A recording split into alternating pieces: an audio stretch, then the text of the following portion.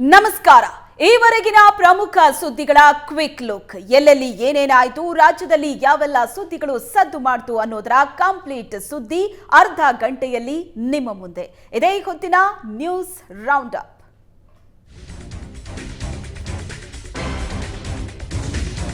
ರೈತರ ವಿಚಾರದಲ್ಲಿ ಸಕ್ಕರೆ ಸಚಿವ ಶಿವಾನಂದ ಪಾಟೀಲ್ ಉಡಾಫೆ ಮಾತಾಡಿದ್ದಾರೆ. ಬೆಳಗಾವಿ ಜಿಲ್ಲೆಯ ಅಥಣಿ ತಾಲೂಕಿನ ಸುಬ್ಬಟ್ಟಿ ಗ್ರಾಮದಲ್ಲಿ ಮಾತನಾಡಿದ ಸಚಿವ ಶಿವಾನಂದ ಪಾಟೀಲ್, ಬರಗಾಲ ಬರಲಿ ಅಂತ ರೈತರಿಗೆ ಆಸೆ ಇರುತ್ತೆ, ಬರಗಾಲ ಬಂದ್ರೆ ಸಾಲ ಮನ್ನಾ ಆಗತ್ತೆ ಅನ್ನೋ ನಿರೀಕ್ಷೆಯನ್ನ ರೈತರು ಇಟ್ಕೊಳ್ತಾರೆ. ಹಿಂದಿನ ಸರ್ಕಾರಗಳು ಸಾಲ ಮನ್ನಾ ಮಾಡಿವೆ, ಆದರೆ ಸರ್ಕಾರ ಸಂಕಷ್ಟದಲ್ಲಿದ್ದಾಗ ಅದು ಕಷ್ಟ ಸಾಧ್ಯ. ಈ ಎಲ್ಲಾ ವಿಚಾರಗಳನ್ನ ಗಮನದಲ್ಲಿಟ್ಕೊಂಡು ರೈತರು ಬೆಳೆ ಬೆಳಿಬೇಕು ಅಂತ ಸಚಿವ ಶಿವಾನಂದ ಪಾಟೀಲ್ ಹಗುರವಾಗಿ ಮಾತಾಡಿದ್ದಾರೆ. ಬೆಂಗಳೂರು ಶಿವಾನಂದ ಪಾಟೀಲ್ ಹೇಳಿಕೆಯನ್ನ ಖಂಡಿಸಿದ್ದ ಬಿವೈವಿ, ರೈತರ ಬಗ್ಗೆ ವಿವಾದಾತ್ಮಕ ಹೇಳಿಕೆ ನೀಡಿದ್ದ ಸಚಿವ ಶಿವಾನಂದ ಪಾಟೀಲ್ ವಿರುದ್ಧ ಬಿಜೆಪಿ ರಾಜ್ಯಾಧ್ಯಕ್ಷ ವಿಜೇಂದ್ರ ಗರಂ ಆಗಿದ್ದಾರೆ. ಈ ಹಿಂದೆಯೂ ಶಿವಾನಂದ ಪಾಟೀಲ್ ರೈತರ ಬಗ್ಗೆ ಅವಹೇಳನಕಾರಿ ಹೇಳಿಕೆಯನ್ನ ನೀಡಿದ್ದಾರೆ. ಈಗ ಮತ್ತೆ ಅದೇ ದುರಹಂಕಾರದಿಂದ ಮಾತಾಡಿದ್ದಾರೆ. ಕರೆದು ಬುದ್ಧಿ ಹೇಳಿ, ಬುದ್ಧಿ ಕಲಿದೇ ಇದ್ರೆ ಸಂಪುಟದಿಂದ ಕೈಬಿಡಿ, ರಾಜೀನಾಮೆ ಪಡೆದ್ರೆ ದೇಶ ಏನು ಮುಳುಕ್ ಹೋಗಲ್ಲ ಅಂತ ಬಿವೈ ವಿಜೇಂದ್ರ ವಾಗ್ದಾಳಿ ನಡೆಸಿದ್ದಾರೆ. ರೈತರ ಬಗ್ಗೆ ಉಡಾಫಿಯಾಗಿ ಮಾತನಾಡಿದ ಸಕ್ಕರೆ ಸಚಿವ ಶಿವಾನಂದ ಪಾಟೀಲ್ ವಿರುದ್ಧ ವಿರೋಧ ಪಕ್ಷದ ನಾಯಕ ಆರ್ ಅಶೋಕ್ ಕಿಡಿಕಾರಿದ್ದಾರೆ. ಸರ್ಕಾರದ ಮಂತ್ರಿ ರೈತರ ಬಗ್ಗೆ ಹಗುರವಾಗಿ ಮಾತಾಡಿದ್ದಾರೆ. ರೈತರನ್ನ ಕಡೆಗಣಿಸಿದ್ರೆ ರೈತರ ಶಾಪಕ್ಕೆ ಸರ್ಕಾರ ಗುರಿಯಾಗುತ್ತೆ. ಈ ಸರ್ಕಾರ ಬಹಳ ದಿನ ಉಳಿಯಲ್ಲ. ಈ ಹಿಂದೆ ಪರಿಹಾರಕ್ಕಾಗಿ ರೈತರು ಆತ್ಮಹತ್ಯೆ ಮಾಡ್ಕೋತಾರೆ ಎಂದಿದ್ರು. ಮುಖ್ಯಮಂತ್ರಿಗಳಾದ್ರೂ ಇವರ ವಿರುದ್ಧ ಕ್ರಮ ತೆಗೆದುಕೊಳ್ಬೇಕಾಗಿತ್ತು. ಸಚಿವರನ್ನ ವಜಾ ಮಾಡಬೇಕು, ಇಲ್ಲವಾದ್ರೆ ಬಿಜೆಪಿ ರಾಜ್ಯ ವ್ಯಾಪಿ ಪ್ರತಿಭಟನೆ ನಡೆಸುತ್ತೆ ಅಂತ ವಿರೋಧ ಪಕ್ಷದ ನಾಯಕ ಆರ್ ಅಶೋಕ್ ವಾಗ್ದಾಳಿ ನಡೆಸಿದ್ದಾರೆ.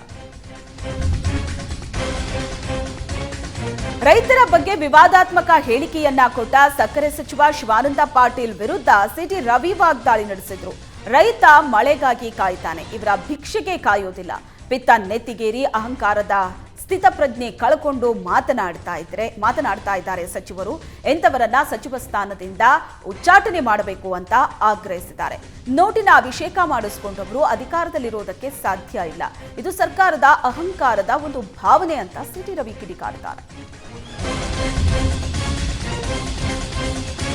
ರಾಜ್ಯದಲ್ಲಿ ಕೋವಿಡ್ JN1 ಭೀತಿ ಹೆಚ್ಚಾಗಿದೆ. ಕಳೆದ ವಾರ 32 ಮಂದಿಯ ಸ್ಯಾಂಪಲ್ ಸಂಗ್ರಹಿಸಿ ಜಿನೋಮಿಕ್ ಸೀಕ್ವೆನ್ಸ್ ಟೆಸ್ಟ್ಗೆ ಕಳಿಸಲಾಗಿತ್ತು. ಇಂದು ಜಿನೋಮಿಕ್ ಸೀಕ್ವೆನ್ಸ್ ವರದಿ ಬಿಡುಗಡೆಯಾಗುವ ಸಾಧ್ಯತೆ ಇದೆ. ಜಿನೋಮಿಕ್ ಸೀಕ್ವೆನ್ಸ್ ರಿಪೋರ್ಟ್ನಿಂದ ಕೋವಿಡ್ ರೂಪಾಂತರಿ JN1 ಭವಿಷ್ಯ ತಿಳಿಯಲಿದ್ದು, ಆರೋಗ್ಯಾಧಿಕಾರಿಗಳು ರಿಪೋರ್ಟ್ಗಾಗಿ ಕಾಯ್ತಾ ಇದ್ದಾರೆ. ಈಗಾಗಲೇ ಕೋವಿಡ್ನಿಂದ ಮೃತಪಟ್ಟಿರೋ 3 ರಿಪೋರ್ಟ್ ಸಹ ಜಿನೋಮಿಕ್ ಸೀಕ್ವೆನ್ಸ್ ಕಳಿಸಲಾಗಿದ್ದು, ಆ ರಿಪೋರ್ಟ್ ಸಹ ಇವತ್ತೇ ಹೊರಬೀಳೋ ಸಾಧ್ಯತೆ ಇದೆ. ಕೆಎಸ್ಆರ್ಟಿಸಿ ಬಸ್ ಡಿಕ್ಕಿ ಹೊಡೆದು ಪಾದಚಾರಿ ಮೃತಪಟ್ಟಿದ್ದಾನೆ. ಮೆಜೆಸ್ಟಿಕ್ನ ಕೆಎಸ್ಆರ್ಟಿಸಿ ಬಸ್ ನಿಲ್ದಾಣದ 1ನೇ ಟರ್ಮಿನಲ್ನಲ್ಲಿ ಅಪಘಾತ ಸಂಭವಿಸಿದೆ. ಅಪಘಾತದಲ್ಲಿ ಸುಮಾರು 30 ವರ್ಷದ ಯುವಕ ಮೃತಪಟ್ಟಿದ್ದು, ಇದುವರೆಗೂ ಮೃತನ ಬಗ್ಗೆ ಮಾಹಿತಿ ಲಭ್ಯವಾಗಿಲ್ಲ. ಉಪ್ಪಾರಪೇಟೆ ಸಂಚಾರಿ ಠಾಣೆಯಲ್ಲಿ ಪ್ರಕರಣ ದಾಖಲಾಗಿದ್ದು, ಮೃತನ ಬಗ್ಗೆ ಪೊಲೀಸರು ಮಾಹಿತಿ ಕಲೆ ಹಾಕುತ್ತಿದ್ದಾರೆ. ಶಕ್ತಿ ಯೋಜನೆಯ ಆರ್ಥಿಕ ಹೊಡೆತದಿಂದ ತಪ್ಪಿಸೋದಕ್ಕೆ ಸಾರಿಗೆ ನಿಗಮಗಳಿಗೆ ಮಾಸ್ಟರ್ ಪ್ಲಾನ್ ಮಾಡಲಾಗಿದೆ. ಸಾರಿಗೆ ನಿಗಮಗಳ ವಾಹನಗಳಿಗೆ ಇನ್ಮುಂದೆ ತೆರಿಗೆ ವಿನಾಯಿತಿ ಸಿಗಲಿದ್ದು, ತೆರಿಗೆ ವಿನಾಯಿತಿಗೆ ಸಿಎಂ ಸಿದ್ದರಾಮಯ್ಯ ಅಸ್ತು ಎಂದಿದ್ದಾರೆ. ಶಕ್ತಿ ಯೋಜನೆ ನಂತರ ಸಾಕಷ್ಟು ಜನ ಸರ್ಕಾರಿ ಬಸ್ಗಳಲ್ಲಿ ಪ್ರಯಾಣ ಮಾಡುತ್ತಿದ್ದಾರೆ. ಇದರಿಂದಾಗಿ ನಿಗಮಗಳ ಆರ್ಥಿಕ ಸ್ಥಿತಿ ಸ್ವಲ್ಪ ಮಟ್ಟಿಗೆ ಸುಧಾರಿಸಿದೆ. ಆದರೂ ನಿಗಮಗಳಿಗೆ ಸಾಕಷ್ಟು ಆರ್ಥಿಕ ಹೊರೆ ಇದೆ. ಹೀಗಾಗಿ ನಿಗಮಗಳ ಆರ್ಥಿಕ ಹೊರೆ ತಗ್ಗಿಸೋದಕ್ಕೆ ಸಚಿವ ರಾಮಲಿಂಗಾರೆಡ್ಡಿ ತೆರಿಗೆ ವಿನಾಯಿತಿ ಮೂಲಕ ಮಾಸ್ಟರ್ ಪ್ಲಾನ್ ಮಾಡಿದ್ದಾರೆ. ನಿಗಮಗಳಿಗೆ ಸರ್ಕಾರ 2023-24ನೇ ಸಾಲಿನ ಮೋಟಾರು ವಾಹನ ತೆರಿಗೆ ವಿನಾಯಿತಿ ನೀಡಿದೆ. ಇದರಿಂದಾಗಿ 4 ನಿಗಮಗಳಿಗೆ ವಾರ್ಷಿಕ ರೂಪಾಯಿ 541.87 ಕೋಟಿ ವಿನಾಯಿತಿ ಸಿಗಲಿದೆ. ಕನ್ನಡ ಪರ ಸಂಘಟನೆಗಳಿಂದ ಕನ್ನಡ ನಾಮಫಲಕ ಅಭಿಯಾನ ಮುಂದುವರೆದಿದೆ. ಅಂಗಡಿಗಳಲ್ಲಿ ಕನ್ನಡ ನಾಮಫಲಕ ಇಲ್ಲದೆ ಕೇವಲ ಇಂಗ್ಲಿಷ್, ಹಿಂದಿ ನಾಮಫಲಕಗಳನ್ನು ಅಳವಡಿಸಿದ್ರೆ ಕರ್ನಾಟಕ ರಕ್ಷಣಾ ವೇದಿಕೆ ಕೆಂಗಣ್ಣಿಗೆ ಗುರಿಯಾಗೋದು ಗ್ಯಾರಂಟಿ. ಬೆಂಗಳೂರಿನ ಮುಖ್ಯ ರಸ್ತೆಗಳಲ್ಲಿ ಕನ್ನಡವಿಲ್ಲದ ನಾಮಫಲಕ ಕಿತ್ತೆಸೆಯೋ ಕನ್ನಡ ಜನಜಾಗೃತಿ ಅಭಿಯಾನವನ್ನ ಕರವೇ ಆರಂಭಿಸಿದೆ. ಕರ್ನಾಟಕದಲ್ಲಿದ್ದು ಕನ್ನಡ ನಾಮಫಲಕ ಇಲ್ಲದಿರೋ ಬೋರ್ಡ್ಗಳನ್ನು ಕರವೇ ಕಾರ್ಯಕರ್ತರು ಕಿತ್ತು ಎಸೆದಿದ್ದಾರೆ. ಹೈವೇ, ಸ್ಕೈವಾಕ್, ಬೀದಿ ಬದಿಯ ಜಾಹೀರಾತು ಅಂಗಡಿಗಳಲ್ಲಿ ಕನ್ನಡ ಅಕ್ಷರವಿಲ್ಲದೆ ಇರೋ ಬ್ಯಾನರ್ಗಳನ್ನು ಕರವೇ ಕಾರ್ಯಕರ್ತರು ಹರಿದು ಹಾಕ್ತಾ ಇದ್ದಾರೆ. ಬೆಂಗಳೂರಿನ ಬೆನಿಗಾನಹಳ್ಳಿ, ನಾಗವಾರಪಾಳ್ಯ, ತಿಪ್ಪಸಂದ್ರ ಇಂದಿರಾನಗರ, ಭಿನ್ನಮಂಗಲ ಮುಖ್ಯ ರಸ್ತೆಯಲ್ಲಿ ಕನ್ನಡ ಜಾಗೃತಿ ಅಭಿಯಾನ ನಡೀತಾ ಇದೆ. ಪೀಣ್ಯದಲ್ಲಿ ಪೊಲೀಸ್ ಹೆಸರಲ್ಲಿ ವಂಚಿಸಿದ ಪ್ರಕರಣ ಮಾಸುವ ಮುನ್ನವೇ ಮತ್ತೊಂದು ಘಟನೆ ಬೆಳಕಿಗೆ ಬಂದಿದೆ. ಬೆಂಗಳೂರಿನಲ್ಲಿ ಅಪರಿಚಿತನೊಬ್ಬ ಮನೆಗೆ ನುಗ್ಗಿ ಪೊಲೀಸರ ಹೆಸರಲ್ಲಿ ದಂಪತಿ ಬಳಿ ಸುಲಿಗೆ ಮಾಡಿದ್ದಾನೆ. ನಾನು ಪೊಲೀಸ್ ಅಂತ ಹೇಳಿ ದಂಪತಿಗೆ ಬೆದರಿಕೆ ಹಾಕಿ 2.5 ಲಕ್ಷ ಹಣ ಸುಲಿಗೆ ಮಾಡಿದ್ದಾನೆ.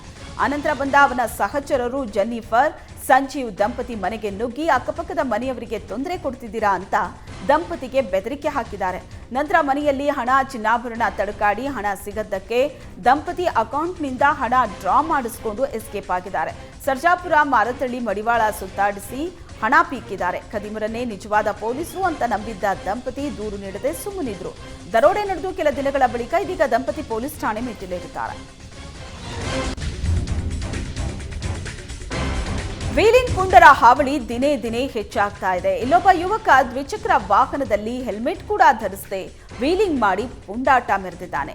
ಲೇನ್ ಕ್ರಾಸ್ ಮಾಡಿ ವೀಲಿಂಗ್ ಮಾಡೋದಲ್ಲದೆ ಇತರೆ ವಾಹನ ಸವಾರರಿಗೂ ತೊಂದರೆ ಕೊಡುತ್ತಿದ್ದಾನೆ.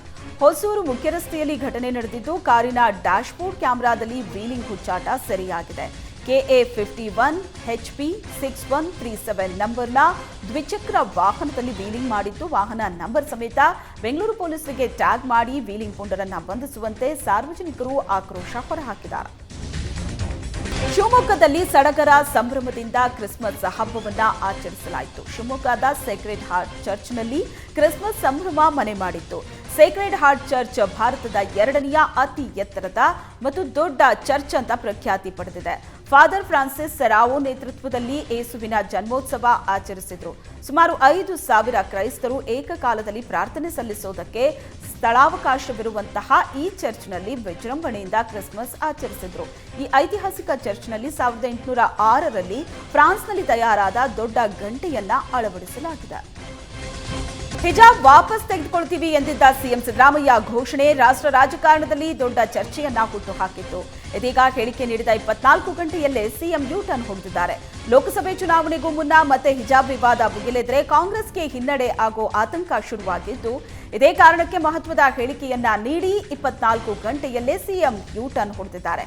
ಕೆಲ ಕಾಂಗ್ರೆಸ್ ಸಚಿವರು ಸಿಎಂ ಹೇಳಿಕೆಯನ್ನ ಸಮರ್ಥಿಸಿಕೊಂಡ್ರೆ ಇನ್ನು ಕೆಲವರಿಂದ ತೀವ್ರ ವಿರೋಧ ವ್ಯಕ್ತವಾಗಿದೆ. ಸಿಎಂ ಹಿಜಾಬ್ ಹೇಳಿಕೆ ಕೊಟ್ಟ ಬಳಿಕ ಡಿಸಿಎಂ ಡಿಕೆ ಶಿವಕುಮಾರ್ ಮಾಧ್ಯಮಗಳಿಂದ ಅಂತರ ಕಾಯ್ದುಕೊಂಡಿದ್ದಾರೆ. ಚುನಾವಣೆ ಮುಗಿಯುವವರೆಗೆ ಹಿಜಾಬ್ ನಿಷೇಧ ಹಿಂತೆಗೆಯುವ ನಿರ್ಧಾರ ಬೇಡ ಅಂತ ಕಾಂಗ್ರೆಸ್ ಹೈಕಮಾಂಡ್ ಸಲಹೆ ನೀಡಿದೆ. ಈಗಾಗಲೇ ಸುಪ್ರೀಂ ಕೋರ್ಟ್ನಲ್ಲಿ ಹಿಜಾಬ್ ಕೇಸ್ ನಡೀತಾ ಇದ್ದು, ಕೋರ್ಟ್ ತೀರ್ಪು ಬರೋವರೆಗೂ ಹಿಜಾಬ್ ವಿಚಾರ ಎತ್ತಬೇಡಿ ಅಂತ ಹೈಕಮಾಂಡ್ ಸಲಹೆ ನೀಡಿದೆ.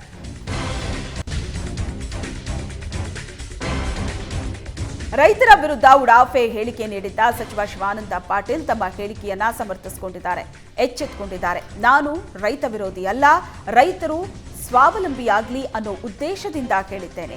ವಿರೋಧ ಪಕ್ಷಗಳು ಈ ವಿಷಯವನ್ನ ಎಳೆದಾಡ್ತಾ ಇದೆ. ಲೋಕಸಭೆ ಚುನಾವಣೆ ಗೆಲ್ಲೋದಕ್ಕೆ ನಮ್ಮನ್ನ ಟಾರ್ಗೆಟ್ ಮಾಡ್ತಿದ್ದಾರೆ. ನಾನು ರೈತರಿಗೆ ಹಲವು ರೀತಿಯಲ್ಲಿ ಸಹಾಯ ಮಾಡಿದ್ದೀನಿ ಅಂತ ಏಷ್ಯಾನೆಟ್ ಸುವರ್ಣ ನ್ಯೂಸ್ಗೆ ಸಚಿವ ಶಿವಾನಂದ ಪಾಟೀಲ್ ಸ್ಪಷ್ಟನೆ ನೀಡಿದ್ದಾರೆ. ರೈತನ ಮೇಲಿನ ದ್ವೇಷಕ್ಕೆ ಕಿಡಿಗೇಡಿಗಳು ಅಡಿಕೆ ಸಸಿಗಳನ್ನ ನಾಶಪಡಿಸಿದ್ದಾರೆ. ದಾವಣಗೆರೆಯ ಹೊನ್ನಾಳಿ ತಾಲೂಕಿನ ಮುಕ್ತೇನಹಳ್ಳಿಯಲ್ಲಿ ದುಷ್ಕರ್ಮಿಗಳು 1,500 ಅಡಿಕೆ ಸಸಿಗಳನ್ನ ಕಡಿದು ಹಾಕಿದ್ದಾರೆ. ಪರಮೇಶ್ವರಪ್ಪ ಎಂಬ ರೈತನಿಗೆ ಸೇರಿದ 2.5 ಎಕರೆಯಲ್ಲಿ ಬೆಳೆದಿದ್ದ ಅಡಿಕೆ ಸಸಿಗಳನ್ನ ನಾಶಪಡಿಸಿದ್ದಾರೆ. ಕಳೆದ 2 ವರ್ಷಗಳಿಂದ ಅಡಿಕೆ ಸಸಿಗಳನ್ನ ಜೋಪಾನವಾಗಿ ಕಾಪಾಡಿದ್ದ ಇದೀಗ ಅಡಿಕೆ ಸಸಿಗಳನ್ನ ಕಳ್ಕೊಂಡಂತಹ ರೈತ ಪರಮೇಶ್ವರಪ್ಪ ಕಂಗಾಲಾಗಿದ್ದಾರೆ. ಹೊನ್ನಾಳಿ ಪೊಲೀಸ್ ಠಾಣೆಯಲ್ಲಿ ಬಗ್ಗೆ ಪ್ರಕರಣ ದಾಖಲಿಸಿದ್ದಾರೆ. ನಾಡಿನೆಲ್ಲೆಡೆ ಇಂದು ಸಂಭ್ರಮದ ಕ್ರಿಸ್ಮಸ್ ಆಚರಣೆ ಮಾಡಲಾಗ್ತಾ ಇದೆ. ನಗರದ ಚರ್ಚ್ಗಳಲ್ಲಿ ಕ್ರಿಸ್ಮಸ್ ಆಚರಣೆ ಜೋರಾಗಿದ್ದು, ಚರ್ಚ್ಗೆ ಆಗಮಿಸಿ ಪ್ರಾರ್ಥನೆ ಸಲ್ಲಿಸಿದ್ದಾರೆ. ಶಿವಾಜಿನಗರದ ಸಂತ ಬೆಸಿಲಿಕಾ ಚರ್ಚ್ನಲ್ಲಿ ಮಧ್ಯರಾತ್ರಿಯಿಂದಲೇ ಪ್ರಾರ್ಥನೆ ಆರಂಭವಾಗಿದ್ದು, ಸಾವಿರಾರು ಜನ ಪ್ರಾರ್ಥನೆ ಸಲ್ಲಿಸಿದ್ದಾರೆ. ಇಂದು ರಾತ್ರಿ 12 ಗಂಟೆವರೆಗೂ ಪ್ರಾರ್ಥನೆಯನ್ನ ಸಲ್ಲಿಸಲಿದ್ದಾರೆ. ಇನ್ನು ಚರ್ಚ್ಗೆ ಬರೋ ಜನರನ್ನ ನಿಭಾಯಿಸೋದಕ್ಕೆ 50 ಜನ ಸಿಬ್ಬಂದಿ ನಿಯೋಜನೆ ಮಾಡಲಾಗಿದ್ದು, ಯಾವುದೇ ತೊಂದರೆ ಆಗದಂತೆ ಪೊಲೀಸರನ್ನ ನಿಯೋಜನೆ ಮಾಡಲಾಗಿದೆ. ಲೋಕಸಭೆ ಚುನಾವಣೆಗೆ ಇನ್ನೇನು ಕೆಲವೇ ತಿಂಗಳು ಬಾಕಿ ಇರುವಾಗಲೇ ಲೋಕಸಭೆ ಚುನಾವಣೆಯ ಸ್ಪರ್ಧೆಯ ಕುರಿತು ಸಂಸದ ಅನಂತಕುಮಾರ್ ನಡೆ ತೀವ್ರ ಕುತೂಹಲವನ್ನ ಮೂಡಿಸಿದೆ. ಈ ಬಾರಿ ಲೋಕಸಭಾ ಚುನಾವಣೆಯಲ್ಲಿ ಸ್ಪರ್ಧೆ ಮಾಡೋದಕ್ಕೆ ಉತ್ತರ ಕನ್ನಡ ಸಂಸದರ ಮೇಲೆ ಒತ್ತಡ ಹೆಚ್ಚಾಗಿದೆ. ಚುನಾವಣಾ ಸ್ಪರ್ಧೆ ಬಗ್ಗೆ ಸೂಕ್ತ ಸಮಯದಲ್ಲಿ ಸೂಕ್ತ ನಿರ್ಧಾರವನ್ನ ಮಾಡ್ತೀನಿ ಅಂತ ಆಪ್ತ ಕಾರ್ಯಕರ್ತರ ಮುಂದೆ ಅನಂತ್ ಕುಮಾರ್ ಹೇಳಿಕೆ ನೀಡಿದ್ದಾರೆ. ರಾಜ್ಯದಲ್ಲಿ ಅವಧಿಗೂ ಮುನ್ನವೇ ಕಾಂಗ್ರೆಸ್ ಸರ್ಕಾರ ಢಮಾರ್ ಅಂತ ರಾಜ್ಯ ಬಿಜೆಪಿ ಉಪಾಧ್ಯಕ್ಷ ಮುರುಗೇಶ್ ನಿರಾಣಿ ಭವಿಷ್ಯ ನುಡಿದಿದ್ದಾರೆ. ಬಾಗಲಕೋಟೆಯಲ್ಲಿ ನಿರಾಣಿ ಕಾಂಗ್ರೆಸ್ ವಿರುದ್ಧ ವಾಗ್ದಾಳಿ ನಡೆಸಿದ್ದು, ಈಗಿನ ಪರಿಸ್ಥಿತಿಯಲ್ಲಿ ಅವಧಿಗೂ ಮುನ್ನವೇ ಕಾಂಗ್ರೆಸ್ ಸರ್ಕಾರ ಬೀಳೋ ಸ್ಥಿತಿಯಲ್ಲಿದೆ. ಇವರು ಇನ್ನೂ 5-6 ತಿಂಗಳು ಸಹ ಹೋಗೋದಿಲ್ಲ, ಸರ್ಕಾರ ಬಿದ್ದು ಹೋಗುತ್ತೆ. ಹಾಗೇನಾದ್ರೂ ಎಲೆಕ್ಷನ್ ಪರಿಸ್ಥಿತಿ ಬಂದ್ರೆ ನಿಶ್ಚಿತವಾಗಿ ಬಿಜೆಪಿ ಸರ್ಕಾರ ಅಸ್ತಿತ್ವಕ್ಕೆ ಬರುತ್ತೆ. ರಾಜ್ಯದ ಜನ ಕಾಂಗ್ರೆಸ್ಗೆ 5 ವರ್ಷ ಅವಕಾಶ ಕೊಟ್ಟಿದ್ದಾರೆ. ಕೊಟ್ಟ ಭರವಸೆ ಈಡೇರಿಸಲಿ ಅಂತ ನಿರಾಣಿ ವಾಗ್ದಾಳಿ ನಡೆಸಿದ್ದಾರೆ.